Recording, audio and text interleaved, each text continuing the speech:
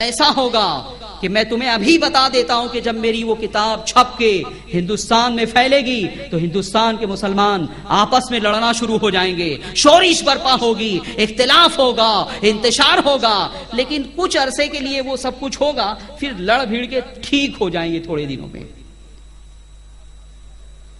अब बोलो, ऐसी किताब की इजाजत, लिखने की इजाजत दोगे तुम मुझे?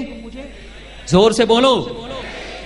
मैंने जुमा में सवाल किया था कि मैं यहां तुम्हें तजवीज पेश कर रहा हूं, इजाजत देना, जवाब देना मीनाताई हॉल में है। कोई कहेगा यूसुफ